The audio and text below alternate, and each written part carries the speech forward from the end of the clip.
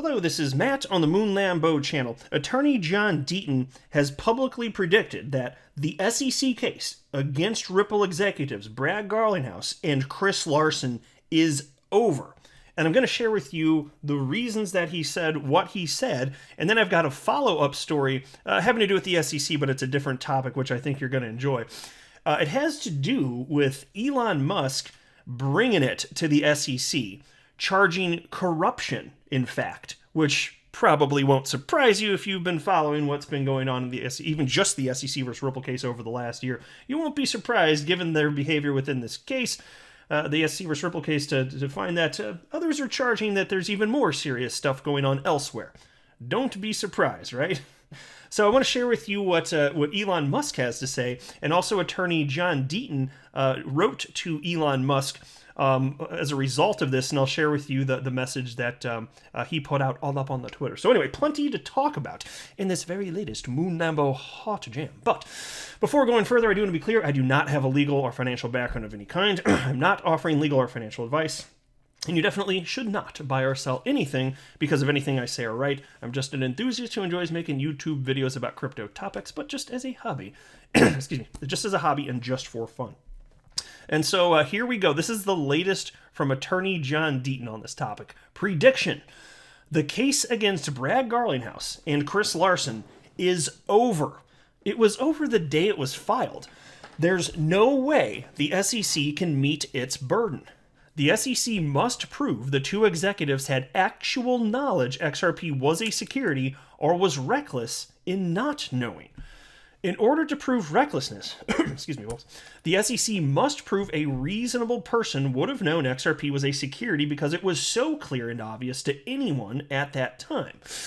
So, let's review some of the evidence. Number 1, October 2012 Perkins Coie memo. It concluded XRP was not a security. And so a couple days or so ago, I put out a lengthy video going through the degree to which that is true. And so think right there. You go out of your way. There's no case law at this point in crypto that would cover this. And so you're a responsible citizen thinking about starting this company that would ultimately become Ripple. You hire a law firm, spend who knows how much money to have them draft up these massive reports on whether or not what you want to do is actually legal because you want to be law-abiding. And then the conclusion is that the way that you're proposing to go to market is legal. Well, then how the hell could it be the case that you go later, if you're Chris Larson, how can you then later claim that this guy was reckless? Quite to the contrary, there's firm evidence to the contrary. And these asshats at the SEC are liars. They are liars. And they're claiming that that document argues and proves the opposite, which is just stunning. And I'm not going to go into further in this video because I've gone through it in great detail, let's just say that, and covered it on this channel. But anyway, moving forward. Number 2. Until April 2018, the SEC allowed staff, including enforcement lawyers, to trade and own crypto, including XRP, without any restrictions. 3. June 13th, 2018, SEC legal memo analyzing whether XRP is a security. SEC enforcement lawyers do not conclude XRP is a security because there's no enforcement recommendation made. Isn't that astonishing? You know, because they did a full analysis on whether or not XRP was a security and decided at that time not to bring action. How the hell can it be the case if the SEC didn't even know themselves or didn't believe themselves at the time that XRP was a security? How is Chris Larson or Brad Garlinghouse supposed to think that it was? How does that make rational sense? Number 4. June 14th, 2018 Hinman speech. Hinman said Ethereum is no longer a security because it's sufficiently decentralized. Since it can be argued that the XRP ledger is, at least, as decentralized, if not more, it's reasonable to believe ongoing sales of XRP from 2018 forward were lawful. Number 5, August 20th, 2018. A meeting between David Schwartz, who of course is Ripple CTO and co-creator of the XRP ledger, and Brad Garlinghouse, Ripple CEO, with Jay Clayton and Billy Boy Hinman. Brad yells out the following: "Ripple's in purgatory because of the lack of clarity over XRP." And that's a quote. Now, neither Clayton nor Hinman informed Garlinghouse or Ripple that they or the SEC believe XRP is a security. So think about this. He's literally speaking to the chair of the SEC, Chairman Clayton. He was the chair at the time. And he's literally saying, we're in purgatory here right now. We don't have any sort of clarity. And what does he get? I mean, if Brad Garlinghouse were truly reckless, shouldn't that have been pointed out to him by the SEC chair in that moment? Don't you think? Number 6. Coinbase goes to the SEC in January 2019 and informs the SEC it has concluded XRP is not a security and planned listing XRP the following month.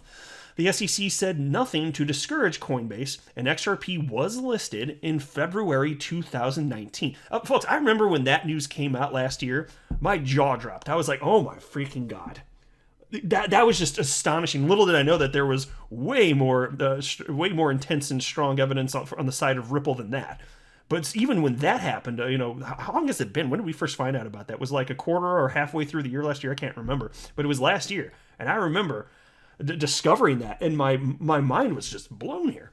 I'm sitting here thinking, XRP this whole time has been a security, and Ripple was supposed to know it, and the executives were supposed to know it.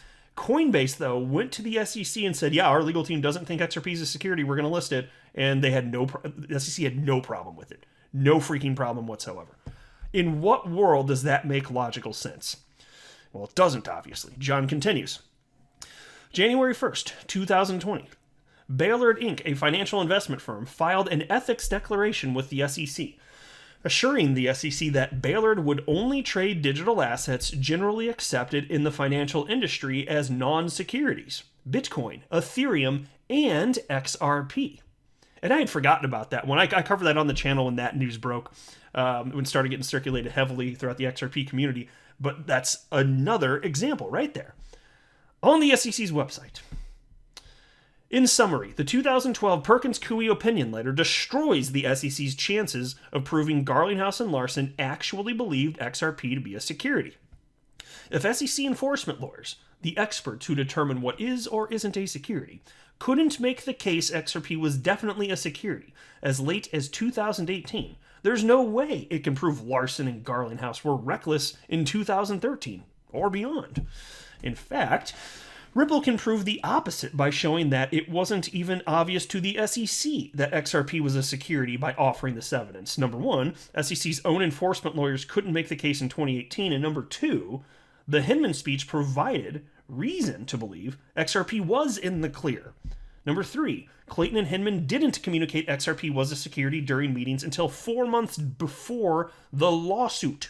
Number four, the SEC allowed its staff to own or trade XRP without restriction up until 2019. And number five, it allowed MoneyGram to sell XRP to retail holders through exchanges. Yeah, and also add, and this is my favorite little fun fact, that the SEC hired a third party to run a node on the XRP ledger to conduct transactions. So the SEC used taxpayer money to pay for what they would then claim were illegal securities transactions. I can't make this stuff up, folks. It's absolutely absurd.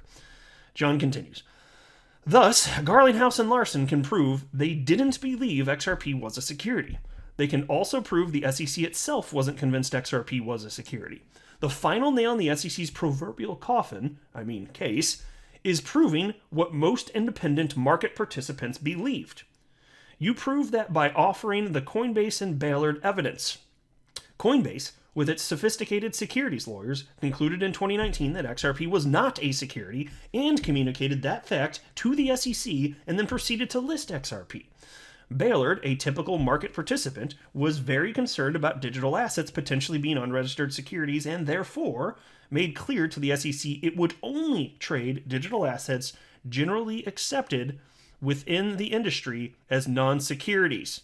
That would be XRP, of course. The defense rests. Golf clap for Mr. Deaton, everybody. Killing it as usual. And I wanted to add one additional tweet outside this thread from him, because there's somebody who asked John Deaton the following.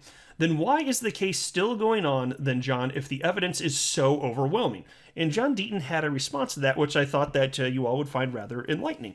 And he wrote the following. The judge rules on motions after discovery. Some people, not saying you, are taking shots at the judges asking why does she allow this lawsuit to go on. Ripple hasn't filed a motion claiming the case is in bad faith. The judge isn't on Twitter. She responds to what is filed. That's the tweet. So it is that simple. Like, there's a process for all of this, and just because what we've seen to this point really is truly that absurd and in favor of Ripple and XRP holders and against the SEC, even though that's true, and we know that, there's still a process that must be followed. That's the truth of it. That's what's going on here. Now take a look at this. Here's a headline from just the other day. Tesla CEO Elon Musk's lawyer alleges that SEC leaked info from federal investigation. It appears that the ongoing battle between the SEC and Tesla CEO Elon Musk is far from over. In a letter addressed to New York Judge Allison Nathan on Monday, Musk's lawyer, Alex Spiro, accused the Securities and Exchange Commission of leaking information from its investigation.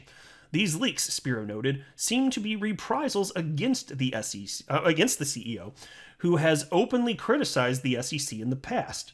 Spiro did not provide the name of the SEC staff member who allegedly leaked information in this letter, but he argued that such actions highlight the agency's vindictive nature towards the Tesla CEO. And as it turns out, Elon Musk has been building a case. He's publicly stated that now, just earlier today. And so here's an individual on Twitter named Dr. Jack, who wrote the following. What if Elon Musk and Tesla has been baiting the SEC for years, building their case on the level or corruption, and now they have enough evidence to go public with it all? Grab your popcorn, folks. And as it turns out, that's the case. Elon Musk responded.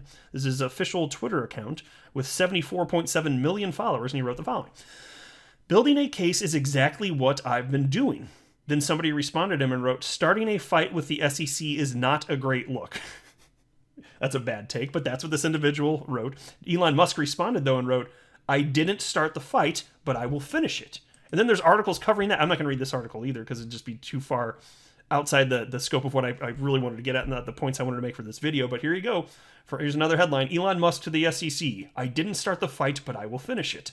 And he does seem like he's really going after them, and he does seem to think that there's some serious corruption, which, you know, after getting to know the folks at the SEC a little bit, some of them are just such terrible people. I'm just not surprised to see claims like this. And not that literally everybody at the SEC is bad. I don't think that's the case. I'm just saying that, like, the heart of the organization seems rotten. It really does. And so Attorney John Deaton responded to that last tweet from Elon Musk, and he wrote the following. And I'll tell you what, if Elon Musk writes back, I'll make an entire video on that. But he hasn't to this point, but I would hope so. But John Deaton wrote to Elon Musk and said, Elon, please know over 65,000 XRP holders are with you as we have joined to fight fight against SEC abuse and corruption as well. And this has been heavily liked and retweeted, so one would think that Elon Musk, like, that would be enough, I would think, for it to pop up in his notifications. I would think that would be the case. And he's constantly inundated, but that's why the tweets that get that many extra likes, it shows up that many more times, and then people end up noticing it. So, again, no response to this point, but, man, in a way, we're all kind of in the same boat. Just getting attacked by the SEC, and I don't know what to do. Like, I'm not saying the SEC should go away, but it needs to be, like, I don't even know, maybe is gutted too much. Like, it needs to change. There's something about the culture at the SEC which I find rather repugnant. So I don't know what the solution is, and I don't have enough of the inside facts, but I'm telling you, it doesn't look good from the outside. And seeing the actions and arguments that they make, it's just so disingenuous and harmful to your everyday investor. I don't see how it'd be reasonable to let that stand. Just in a general sense, something must be done. I don't know if it's ever going to happen, but it seems like that's what would be right. I am not a financial advisor. You should not buy or sell anything because of anything I say or write. That would be a very, very, very bad idea. Until next time, to the moon, Lambo.